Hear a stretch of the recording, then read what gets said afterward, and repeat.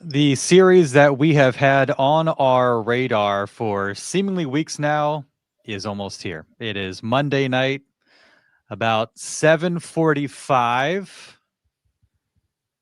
Padres, Cubs, 12:08. First pitch Tuesday, Wrigley Field. He's Todd Strain. I'm Darnay Tripp. Here to talk to you about it on a wild card preview edition of the On Friar podcast. And Todd, like, it would have been nice. The only caveat being, it would have been nice if they had somehow stolen a home series during the wild card series. Yes. But I kind of like that the series that we've had in mind for weeks came to fruition. There wasn't like a late surprise or shift in the standings. We've known good chance or head to Wrigley. I find it to be an interesting series. You're going to Wrigley. I'm ready for this. I'm cool with how it all shook out. If you want to go on the road, at least they're going somewhere cool. And they're going to Wrigley, one of the most iconic, one of the most historic venues, not just in all of Major League Baseball, but in all of sports. And it's visually appealing. You get to see all the scenery there, of course, the ivy and everything that's around the ballpark. So that part is sweet. So yes, if they're going to be on the road, let's be somewhere sweet. And Wrigley Field is sweet. But yeah, as you were saying, like basically ever since the second half of the season, the Padres put some distance between themselves. We pretty much knew they were going to be in the postseason, and it was pretty much ordained with their position and who they're playing, except for a slight glimmer of hope that they might move up. But yeah, the matchup is set, and I think both sides are more than done talking about it and ready to play some ball. Yeah, I guess maybe a little surprising that he didn't push the Dodgers the way that it looked like they might at one point. That would have been fun if it came down to like a game or two going in the last weekend, and you felt like they were right there. But I don't know. Wasn't really the case. That's fine. Look, they've proven that they can win on the road. They did it at Citi Field. Chance to do it again. So we will discuss the various angles of this matchup, what we heard today, so on and so forth. Maybe even the plane that touched down on Arrow Drive, not too far from the NBC 7 studios, that almost impacted Todd Strain's commute. It did impact Todd Strain's commute. Dicey, Balboa, baby. Balboa treated me right. Of course, got to show love to OG's, a sponsor of the On Fire podcast. You can't, I mean, maybe you got a ticket and you got on a flight to Wrigley this week, but can't, drive down to Petco Park or catch the trolley. Yes, the trolley. To Petco Park. So if you're looking for a place to catch a game, maybe an extended lunch break. I think there's going to be a lot of extended lunch breaks, and the bosses, the managers out there, you just got to deal with it this week. It's that kind of week. Folks can bring their laptops to OG's. They can bring their phones, answer emails at OG's. But I think folks are going to be enjoying a longer than usual lunch break, and that's all right. If you need a place to enjoy that break, get a good meal, maybe enjoy the beer list, just one. You're on the clock, so enjoy responsibly. If things go the Padres' way, maybe you just don't go back to work. Come on, the boss has got to be understanding, right? Just keep it rolling. Yeah, you enjoy the win, enjoy the celebration afterwards. OG is a great place to do it. Appreciate all they do for On Friar, the NBC 7 sports rap team as well. Without further ado, the walk-up music.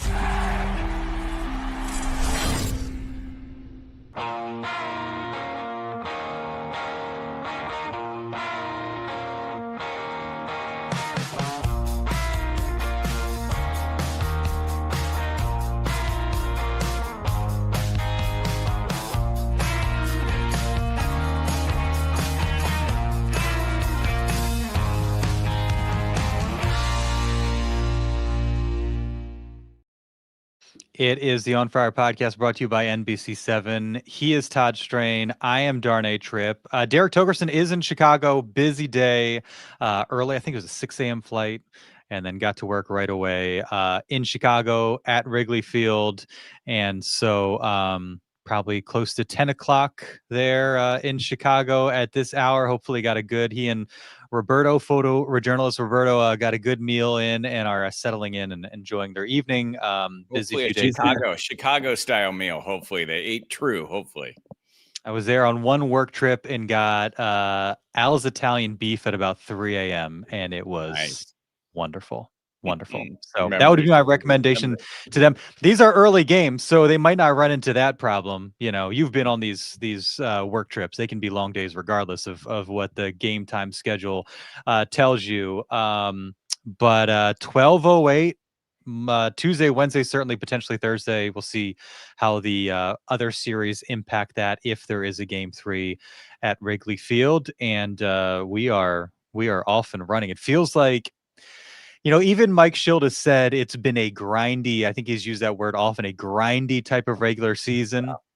And it's kind of felt that way with injuries, some of the lackluster play. Still get to 90 wins. I mean, very, very impressive. I think anybody would take a workman-like 90-win season if it feels like a grind and you still, when everything washes out, you've won 90 and you're, pretty comfortably in the playoffs. Anybody would feel good about that. But it has at times felt like a slog, and now like you kind of blink, the playoffs are here, and it's going to be a sprint these next 3 days to see who can get to Milwaukee. So it's fun. Can't wait. Yeah, you mentioned it kind of felt like a weird Padres season, grindy, as Shilty likes to say. He loves to throw the IE or the Y on the end of everything. It was a weird Padres season. None of their best players had career years. They never were really healthy or got it rolling at the same time. Yet, as you mentioned, here they are, clearly easily in the playoffs, 90 wins, and they have a chance to do something really special here because they have a wild card matchup that's really preferable to them. And when you look at the rest of the bracket in the NL, they're on the Brewers side, which is much better than the Phillies and Dodgers. So even though they grinded through this season, this postseason format and layout shapes up real well for them. Got some folks in the chat, and we certainly want to hear from you. Let us know how you're feeling. Any questions, concerns, what's got you hopeful or optimistic? Let us know. Our buddy Chip Rocks. The more I think about it, and we kind of touched on this right off the top, I've come to realize the Padres have been playing 4D chess the entire time. They wanted the 4 seed all along because the route, in this case, the 5 seed, but the matchup with the 4 seed to get to the World Series is a little bit easier. This way, they don't have to run the gauntlet that includes both the Phillies and Dodgers. Only have to face one of them. Doesn't mean it's a given, of course not, but I'd rather take this route for sure. And I think that's been a comment for a lot of people. Cubs, nothing to sneeze at, but if you had to choose Cubs, Brewers, you'd take that over Dodgers, Phillies, especially given the history that you have with those two teams. 100%. And when you're in the postseason, what do you not want to face? You don't want to face a dominant postseason starter who has a resume of postseason success, knows what to do when you get into those tight situations.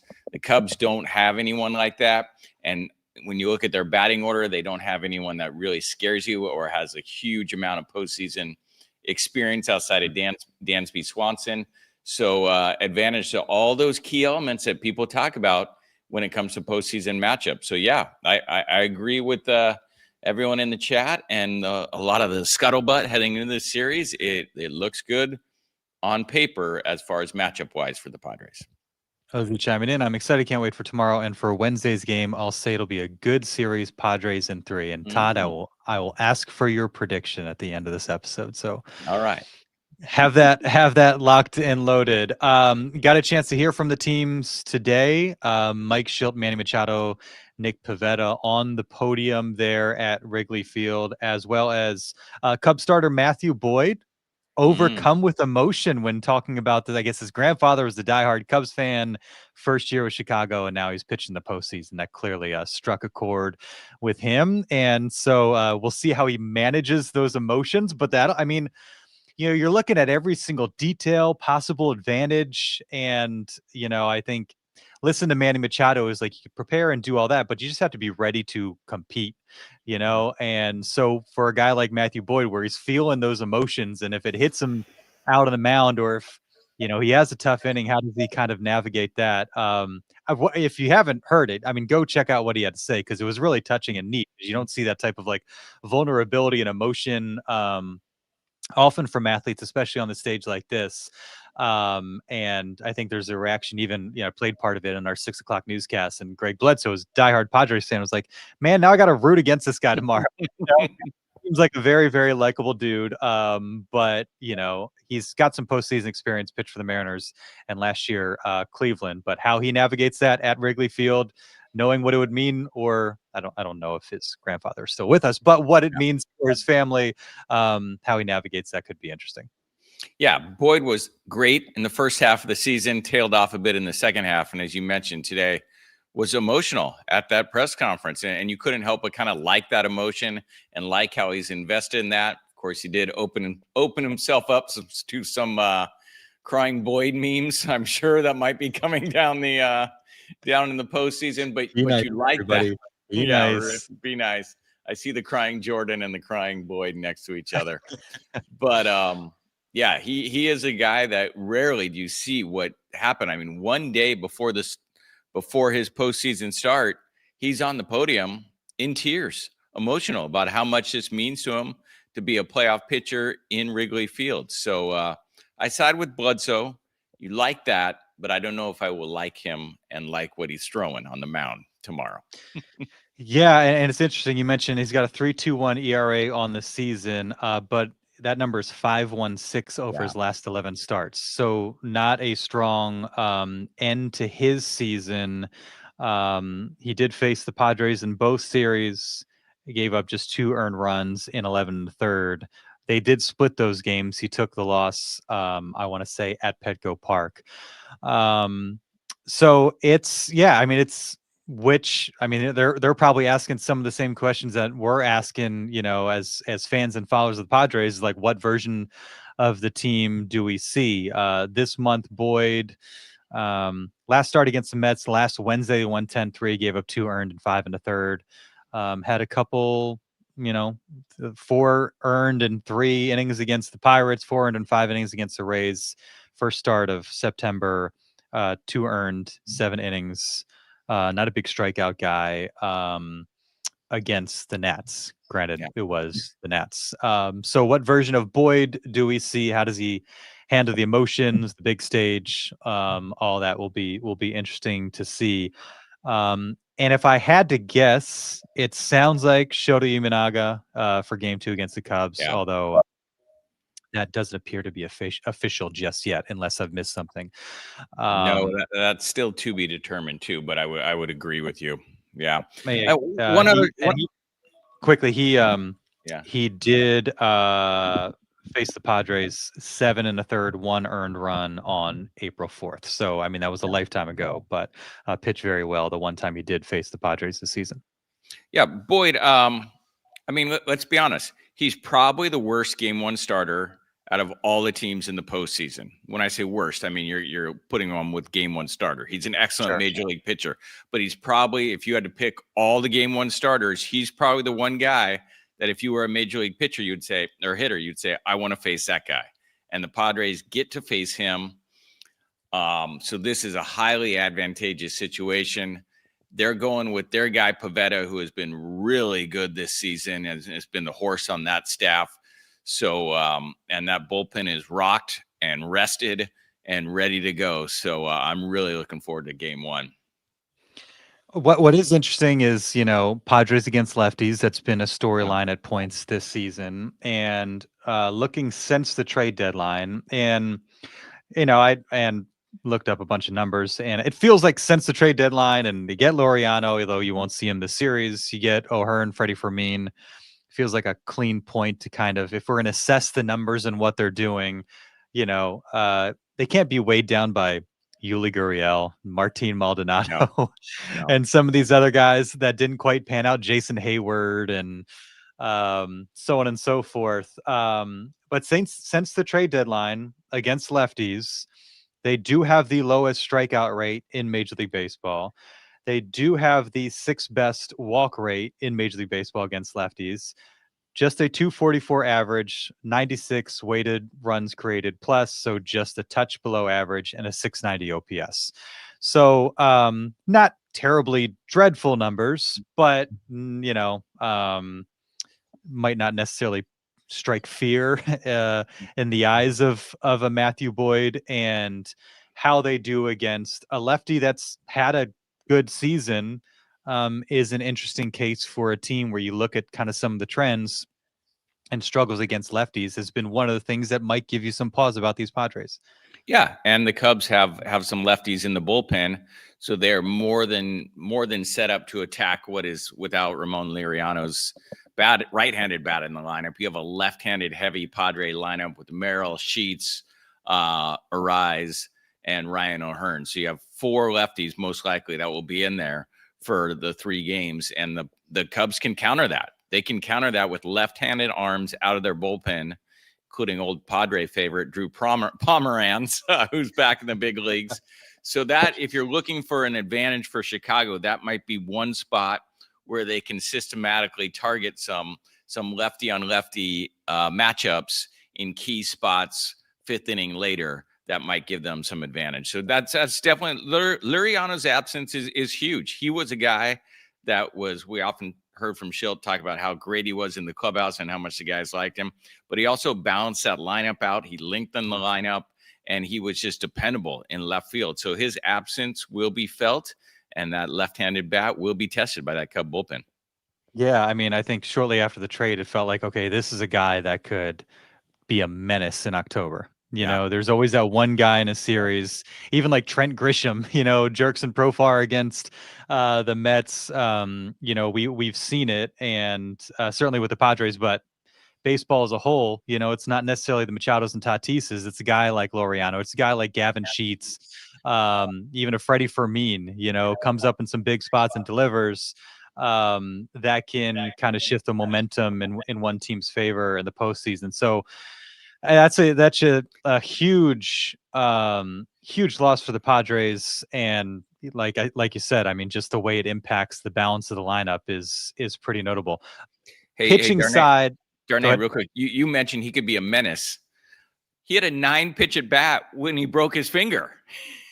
I mean, he kept fouling off pitches and extending that at bat with a broken finger. I mean, that's a menace right there. Yeah. You don't want that guy in the regular season be facing that guy, much less the postseason. So yeah, definitely a menace that will be missed in this NL wild card. Yeah, no question. Also learned today that Dylan Cease will be the game 2 starter. Yu Darvish, if there's a game 3, Michael King available out of the bullpen. So an extra weapon there, as Mike Shildt stated. And I think there's some reasonable concern or discomfort with the idea of Dylan Cease in a game 2. Mike Shildt said he feels like he's been more consistent of late. He's pitched well against the Cubs. And so, that's why they feel comfortable throwing Dylan Cease in that spot. It's also an extra day of rest for Yu Darvish if he has to pitch on Thursday. But, watching Dylan Cease all season and then seeing him in a potential closeout or elimination game, and just knowing the stakes there, and he hasn't appeared like a guy who's super steely and impenetrable on the mound. We've seen innings get away from him, at bats get away from him, really good starts kind of go south at the drop of a hat. The talent is in there, and the way he's experimented with his pitch mix in the second half of the season, how does he deploy that? Does he pitch with conviction and pound the strike zone, or is he trying to nibble, and does he get himself into trouble? It's, again, kind of feels a bit like a microcosm of the Padres' outlook in the postseason as a whole. It's like, they can hit a bunch of home runs. They can beat anybody and win any number of ways. The bullpen's really good. You've seen great starts here and there, but can they do it when they really need to? Can they do it consistently game in, game out? That's the thing. You just don't know with this team going into October. Yeah, Dylan Cease game 2 makes Padre fans nervous for sure. But on the flip side, you're going to need Dylan Cease to pitch well in the postseason to have an extended run in the postseason. You can, if Sheets or Cease doesn't deliver on the mound as a starter in the postseason, you're not going to be in the postseason very long. So get him out there in game 2, and let's see this Dylan Cease that we see glimpses of. And you're right, there's always one bad inning. I've been at so many starts at Petco Park this season where we're like, oh, Dylan's sailing, he's cruising, he's striking him out.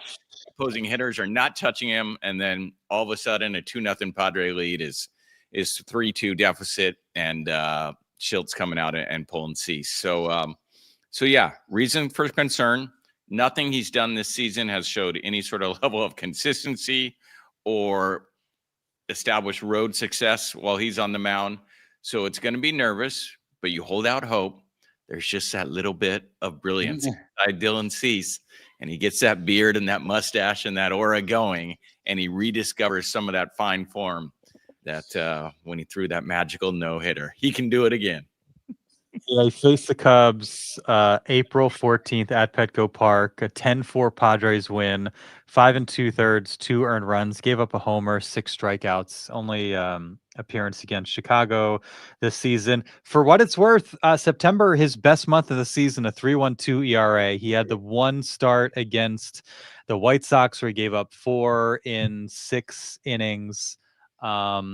But solid. 2 runs in 4 innings against the Orioles, not what you want, but 1 run in 5 against the Rockies. A couple starts against the Rockies certainly helps. 1 against the White Sox, so he has been facing the Dodgers and the Phillies. Saw the Brewers, but it's hard to know exactly kind of where they were at, where their heads were at that point last week.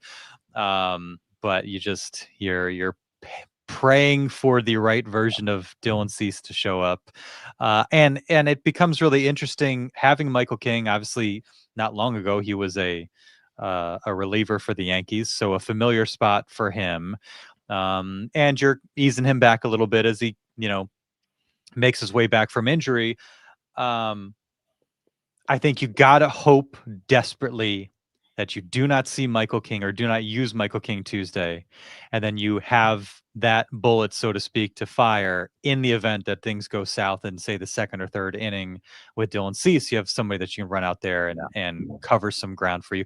King pitched Saturday, 2 2/3. So Sunday, Monday, Tuesday, 3 days rest. I would imagine he would then be able to give you a few innings of work, and maybe you run into kind of a piggyback situation if Cease is in trouble. Yeah.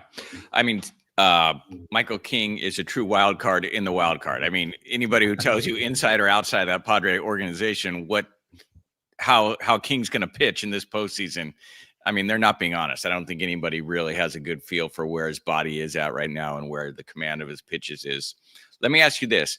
Do you think the Padres going with Cease in game 2 is more like confidence in Cease, or less confidence and less unsure of just what they're going to get from Darvish in game 3?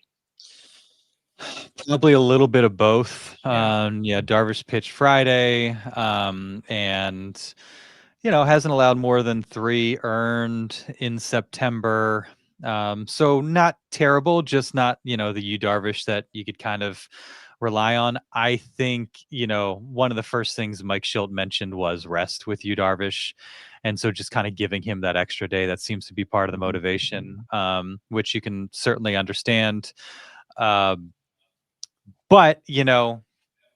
if that's aside, who would you feel more confident in? Probably Yu Darvish, I would think. Yeah. Maybe the ceiling is probably higher with Dylan Cease, but just in terms of, I guess it's a floor versus a ceiling. Yeah. Higher floor for Darvish, higher ceiling for Cease. But I also don't know if there's a great option, a great 1, 2, 3 that you feel very, very strongly about, like we've seen in years past when Dylan Cease coming off a good year, when Michael King was fully healthy, 2022 when you had, even though Snell, finished strong but had, kind of a shaky at least start to the season. You have Joe Musgrove, you had a younger, more consistent, healthy Yu Darvish. You just don't have that, and are you gonna have to rely on Randy Vasquez at some point? Pivetta's the one guy you slot in, you're like, all right, let's ride. Yeah. And you mentioned a key name potentially there in Randy Vasquez. He's been a stud. He's exceeded expectations this season. He has been key, not just with eating innings and eating starts, but he's really kept the Padres in a lot of those games and won a lot of those games for them where he's had great starts. So he's definitely a guy that can come in if one of the Padres gets a little loose and maybe hold, if you're down 3-1 or something like that, hold till you get to that bullpen. And we've talked a lot about the starting pitching for the Padres, but anybody who follows this team knows what's on the back end of that bullpen. And if they can just get to inning 6, I mean, they got to feel great about how that bullpen is set up. I know they're missing Jason Adam, but it's still a rock solid bullpen. And in the postseason where you have some breaks, you can pitch a lot of innings. You can win a lot of ball games with the bullpen like the Padres have, even if you have shaky starting pitching. Yeah, and I mean, if we talk about trends, and Padres won 7 of 8 going into the postseason. Um, Early offense, which was, you know, the reverse of that, was kind of a thorn in their side for a Mhm. stretch here this month, where teams are just teeing off on them in the first inning. We've seen them do a lot more of that of late. Get out to early leads, explosive innings, and if there is ever a game where you need that, it would be game 1 Tuesday. If you can jump out to an early lead, have a bit of a cushion, maybe not have to deploy all your big bullpen arms, and then know you have Suarez, Miller, Morejon, Estrada, some combination of those guys available without a doubt Wednesday and into Thursday. That's a huge asset. I think the fear with, especially given what we've seen at points this month and down the stretch, is if they get into an early hole, if Shildt is walking out to the mound in the third or fourth inning, and you're having to pitch all those guys, and you're like, okay, who's now? We've seen those guys pitch 3 days in a row, but what does that look like in a potential series deciding game if you're having to, you know, um, use all those guys, or perhaps even for, we've seen Suarez go or Miller go 4 or 5 innings, that sort of thing. You just run into kind of a dicey situation. We also know Mike Shildt likes to play the matchups, not afraid to pull a guy with 2 outs in an inning.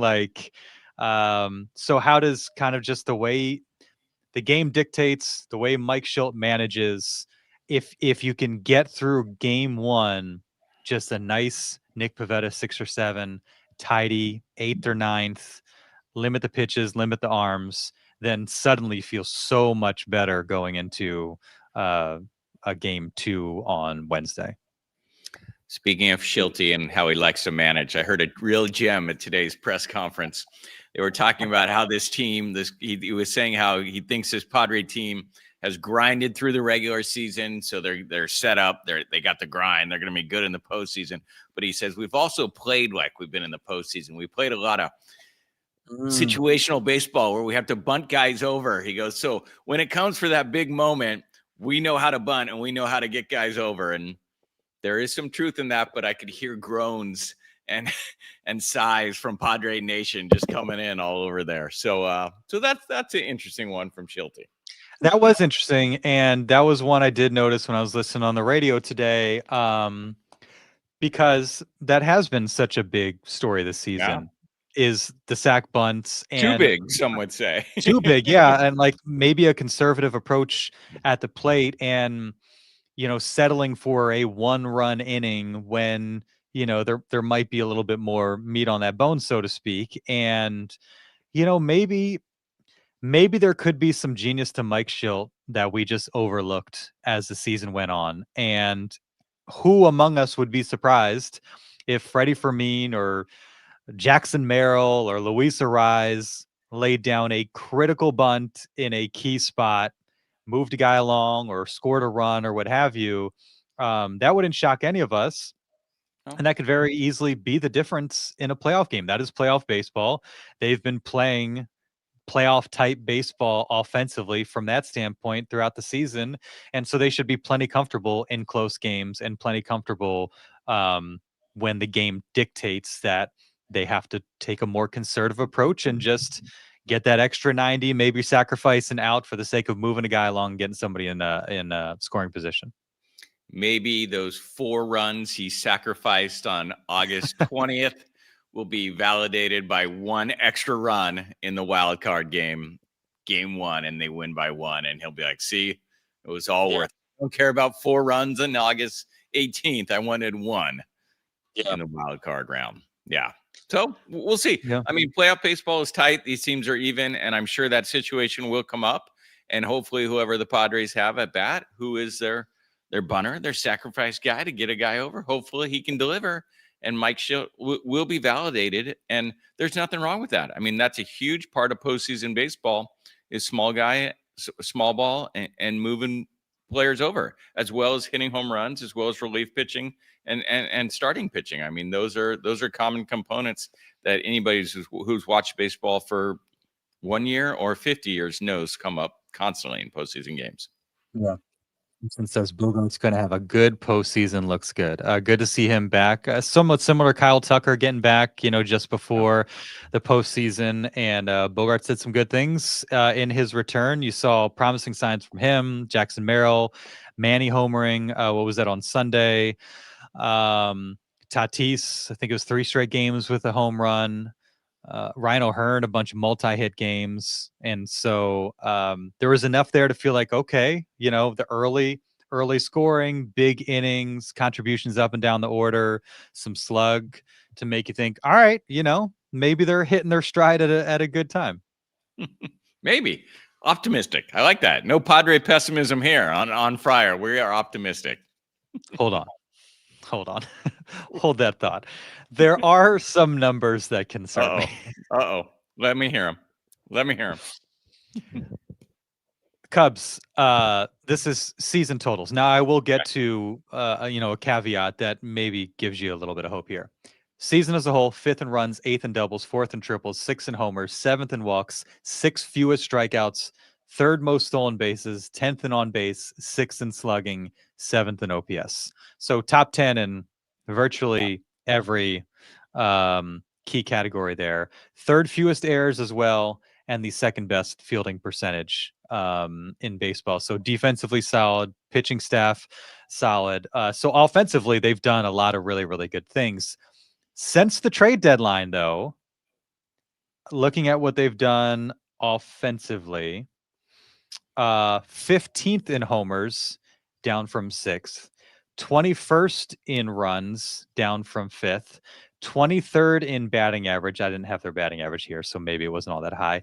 15th in slug, down from 6th, 14th in weighted runs created. I don't have that here, but based on all those numbers, it was high. So they actually trail the Padres in WRC plus, trail them in slug, trail them in average, trail them in runs. They did have the edge in home runs. And so the Cubs, they feasted early on, haven't been quite as dynamic as the season has gone on. So do with that what you will. I like that. You did some research, dude. You're like an almanac, baseball almanac. I've got more. Do you want some more? I want to give anything positive. Let's see. As far as the Padres go, pitching staff, 3rd in strikeouts per 9. Cubs are 14th. There we go. 20th in so this is since the trade deadline, 20th in walks per 9 inning. Not what you would expect, but if you've watched the Padres, there's been a few too many free passes. Yeah. Cubs 2nd in walks per 9 inning. Both teams great at stranding base runners. And we know that can be an issue with the Padres. So again, something to be cognizant of. Padres are 1st in terms of their pitching staff in stranding base runners. Cubs are 3rd. So they've done a very good job of leaving guys on base. Padres 10th best ERA 3.8. Cubs 3rd at 3.47. Padres 3rd best batting average against at 2.19. Cubs 2nd at 2.17. Padres have the 7th best whip. Cubs have the top whip in all of Major League Baseball since the trade deadline. So there's you find some good, you find some bad. You find some numbers that you might make you feel optimistic, and others that think, okay, this Cubs team is tough. I got a number for you. You ready? Let's do it. 1984. You know what that means? Yeah, I'm familiar with that. It was the year before I was born. 1984 NLCS. Cubs, Padres. Yep. Padres won. Garvey hits the homer. Padres win in 5 games, go to the World Series. Cub Buster t-shirts, because Ghostbusters was the #1 movie in America. Cub Busters shirts were all over San Diego. It was awesome. So 1984. Padres got history on their side. I was trying to set up a story with Tim Flannery, of course, Padre legend, who was on that team, about an interview we were going to do. He can't do it because he's off the grid. As anybody who knows Flannery knows, he's off the grid, so he can't do, and he's up in Central California. But we've been texting, and here's what he said. He said, from a distance, I'm going to conjure up some good mojo for the boys. Thanks again for asking. Just can't swing it. We were the OG of the Cub Busters. Who you going to call? Cub Busters. Go Padres. That's what he's texted. So We got 1984. That's a number, Darnay.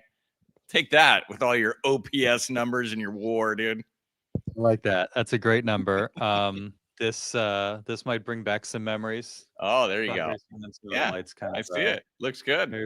You'll see Flannery in there, Tony Gwynn celebrating at the Murph after 3 straight wins. This game 5, a 6-3 win over the Cubs, who had the best record in the National League. There's Flannery, best record in the National League that season. Very emotional, as you'd expect. Let me get that guy a bottle of champagne. There we go. There you go. Now there you go. Looking good. That's how you celebrate. No goggles. These guys are so soft now with their goggles. Come on. So yeah, let's repeat some history. You beat the Cubs, win the pennant, go to the World Series. You could face the Tigers. Tigers are postseason bound as well. So you just need to reverse the results of that World Series matchup. Yeah. But I like that. Back to a little more seriousness. Here you go. From Louisa, I still have my Cub Buster pin and wear it proudly. Let's go. Wow. Love it. Yeah. I was texting with some guys, longtime San Diego residents, and I was asking if they still had their shirts, and one of them still had the pin. So there you go. One other thing like to be concerned about when you come into postseason ball in Wrigley is with the Padres not having Liriano, you're going to have Sheets in left field. Left field can be tricky at Wrigley Field. Postseason baseball, it can get windy. You do have the Ivy. So I've been very positive on the Padres. But if you're asking me for a point of concern, that's in my mind in the back burner there. And the Cubs play there every game, so they know the lay of the land. I've seen many teams go into Wrigley in key situations, and it hasn't worked out well for them. Yeah. Can I give you one last concern? For sure. Let's see. 1, 2, 3, 4, 5, 6, 7, 8, 9. Actually, 10. 10 series. 10 series on the road against teams that made the playoffs.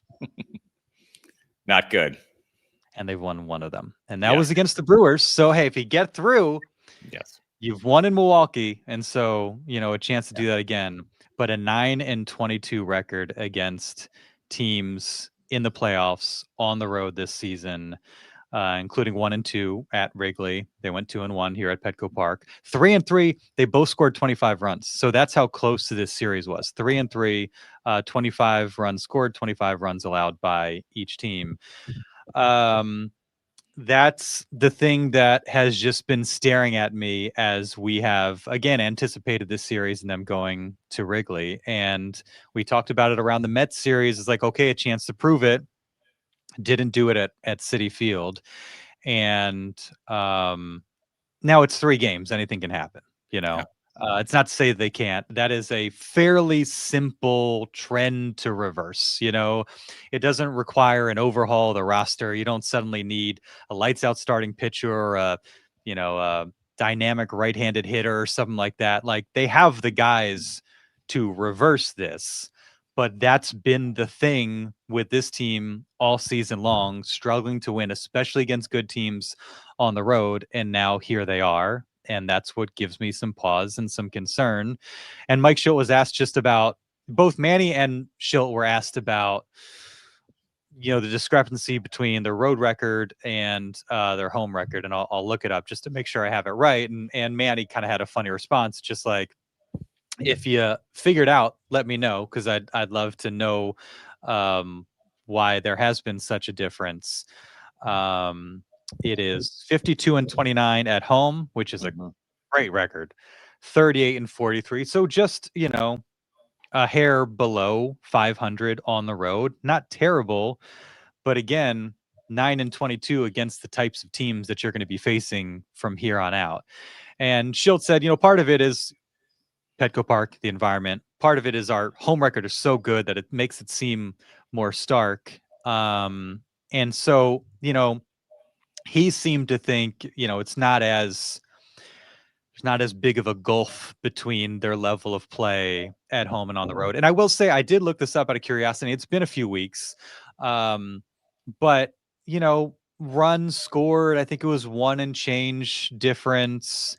ERA, I think it was 1 point higher on the road. That can make a difference in the playoffs, certainly. But it wasn't like a 6 ERA on the road and a 2.5 at home or something like that. It's not 7 runs at home and 2 on the road. But they just have been a little bit better at home, and they have struggled on the road against playoff type teams. And that's the thing that keeps rattling around in my head and gives me some pause heading into the series. Yeah, those are all facts. The Padres have not been good on the road this season against quality teams. And it's not a small sample size. It is a large sample size, and it's been pretty consistent series to series. It's not like they got hot one series. I mean, that has been a steady stream against good teams. That's been the verdict. And what's been interesting is that's kind of a flip from Padre teams in previous regular seasons. Remember, they were always losing series to the lower round teams of the National League and handling their business against the top teams. They'd be dropping series to the Rockies and to the Pirates, and when the Reds were bad and not in the playoffs. And that hasn't happened this year. They beat up on the little teams, but they cannot beat good teams on the road. That's a fact, and it's not a fact in their favor. But as anybody who knows, postseason baseball is wild and wacky now, and it doesn't really often follow the trends of the regular season, as we've seen recently. It's kind of a different animal now.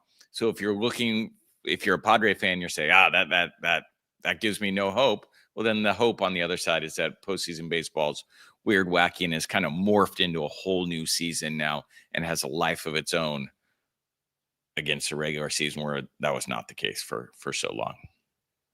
Some chip rocks. All the pressure is on the Cubs. Padres playing with house money. Yeah, maybe. I don't know. Yeah. What's interesting is Cubs have home field advantage. I mean, 2 games, whatever, and they were. Yeah, but if you go through expert predictions on who's going to win this series, I've seen a handful, single digit that say Cubs. Everyone else I see says Padres. Yeah.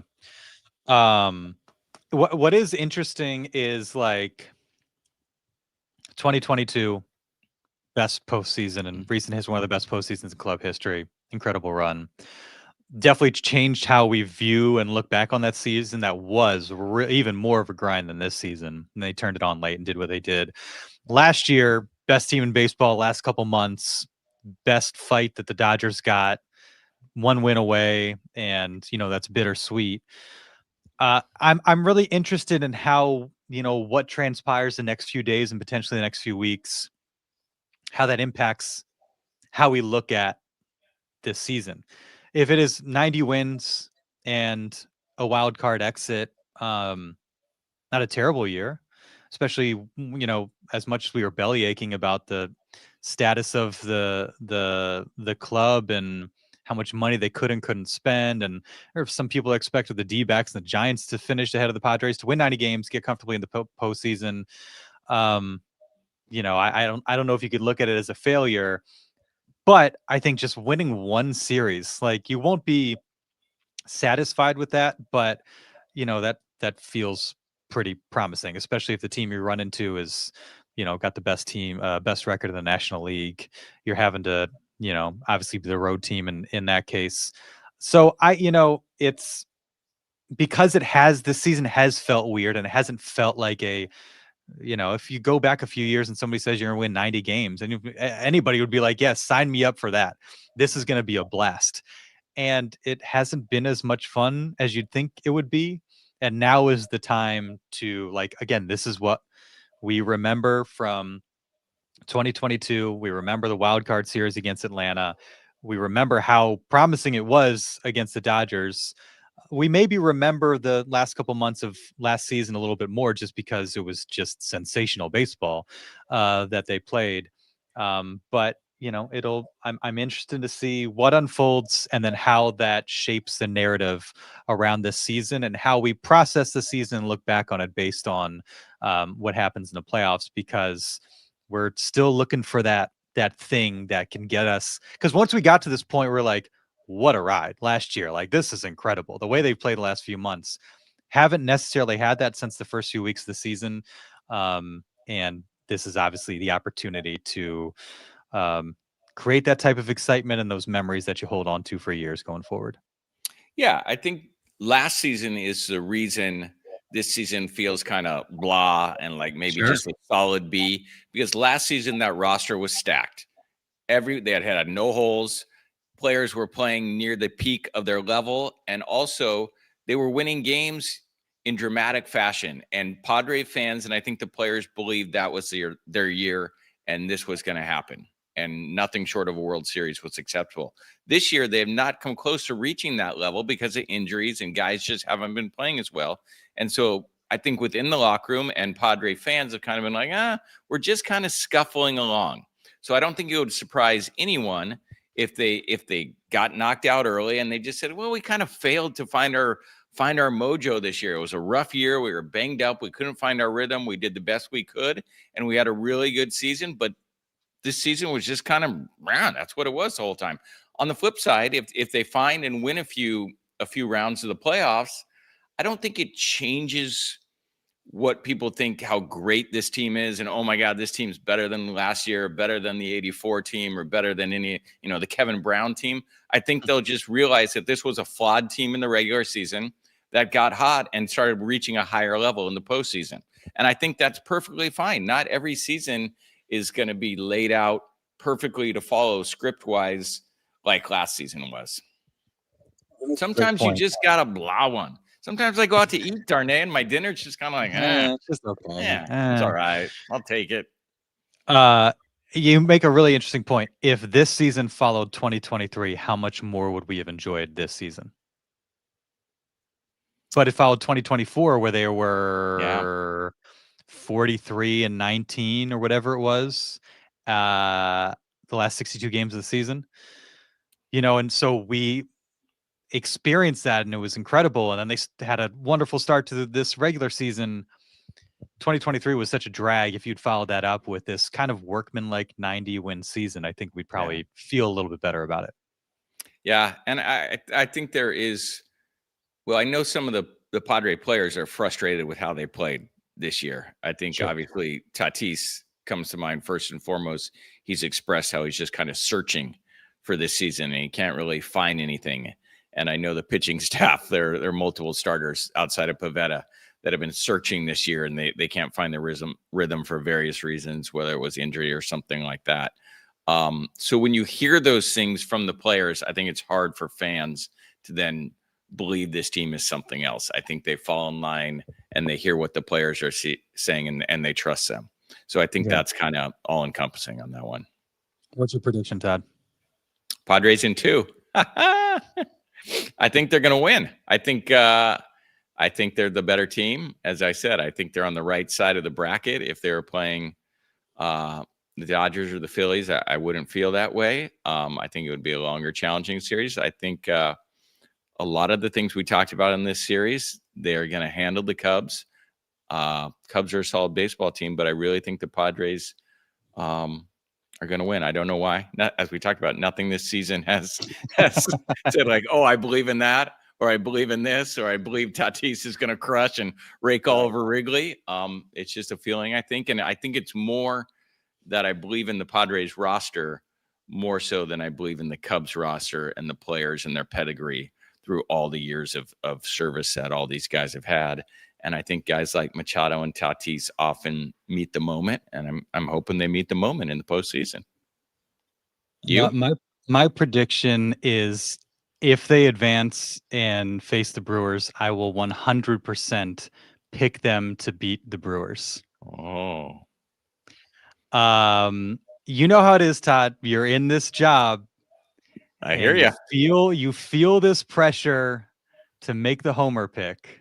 No, I don't feel any pressure. I'm a believer. I'm a believer in the Padres in 2. I know. And they certainly can win in 2. And somebody asked me, there's very little about this series that would surprise me. Mm-hmm. If they lost in 2, I would be surprised. But there's very little about this postseason in general that would surprise me. I think because of the talent on the team, you could imagine anything happening. Mm-hmm. And of course they can beat the Cubs. And you could probably look at it and say they should beat the Cubs. But that road record is just. I don't want It's to. alarming. It's alarming. I don't want to be bullied into making a Padres prediction. Go back and say it was there all season. It was looking at us all season long. No, And I think what does give me hope for the Padres is the fact that, especially when I was looking up the Cubs numbers as a whole, really reinforces like, okay, yeah, we knew this team could score some runs and do some things. But then looking at what they've done more recently, it's like, okay, there's hope there. So look, I mean, nobody cussed me out after this. This isn't me saying I don't think they no. can beat the Cubs, because I obviously believe they can beat the Cubs. The talent is there. The starting pitching does concern me. I think between